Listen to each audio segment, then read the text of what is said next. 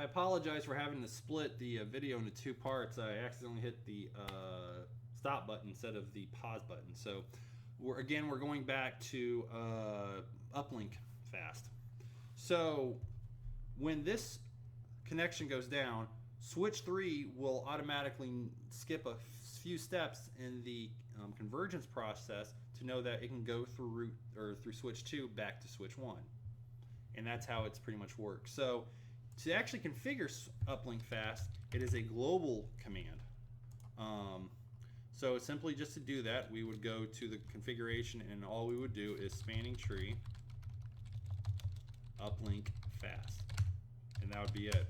And then if you want to see and make sure that's actually enabled, the command that you can do to kind of show the whole status of a spanning tree as far as what's enabled, what's not enabled, and all the different VLANs, we would do a show spanning tree summary.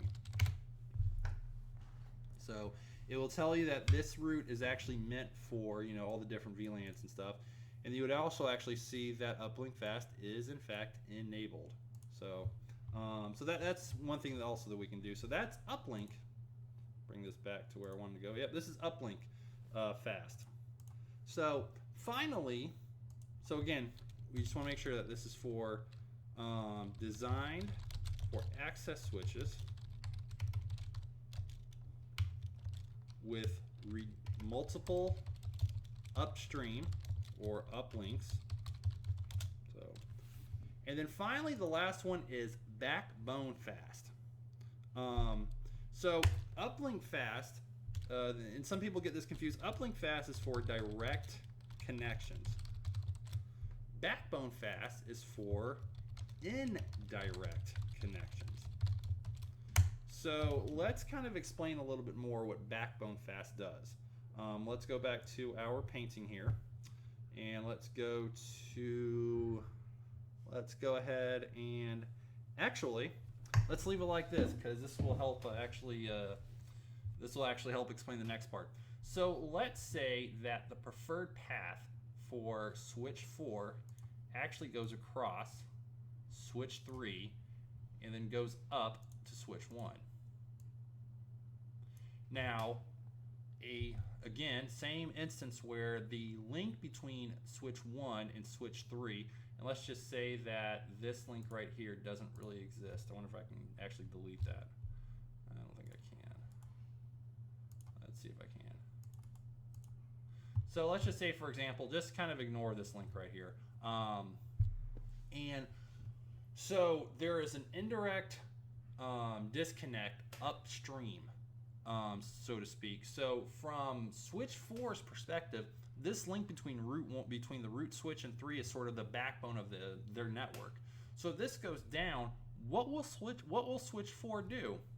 Well, will end up happening, and I got to explain this sort of step by step, but once this link goes down, what switch 3 is going to do is it's going to send across a PBDU. Let me see if I can get this. And it's going to say that, hey, I've lost my connection to the root. Let's just say also that this port's gone down as well. So let's just say that the only way, I kind of cross this out.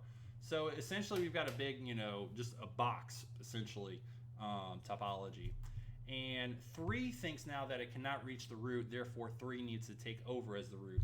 So what it will do is it will send a PBDU request or notification to switch 4 and say, hey, I am the root. But it's going to realize that it's gonna receive a root that is inferior to what was to root 1.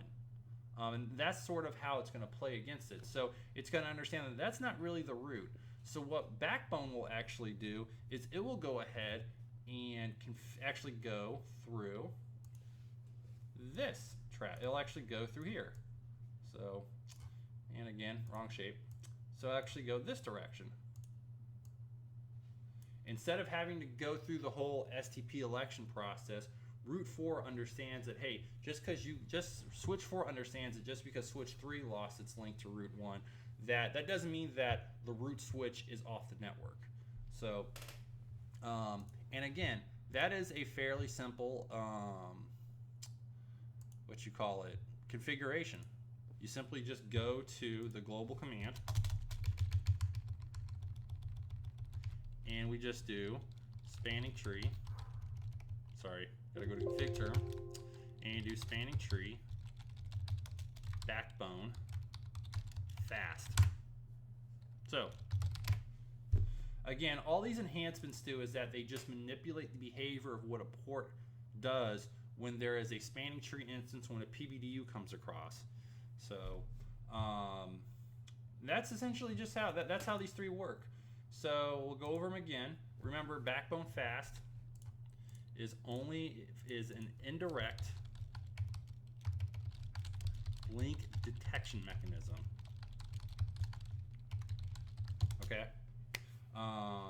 So that's essentially how it works, the technology-wise. So something that I have kind of decided to do going a little bit forward is that in future labs, what we're going to do is we're going to kind of do what I call troubleshooting mode for some of these concepts.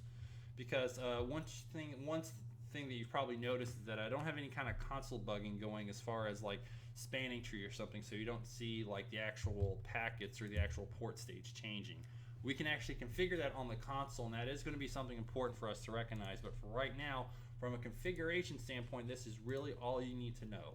So we've covered Portfast. Portfast is what we typically want to enable on our ports that are facing our hosts. Uplinkfast is designed for the access switches, and it helps the convergence time for an uplink that goes down. And then finally, we have BackboneFast, which helps our switches down on the access layer when there is an outage further up the network that isn't directly connected to the switch. So that will be it for right now. I think our next couple of labs we're actually going to go into some security for spanning tree, and that's going to be against getting random BPDUs from things that we should not be getting PBDUs from. So I appreciate you guys taking the time to take a look at the video, and we'll see you next time.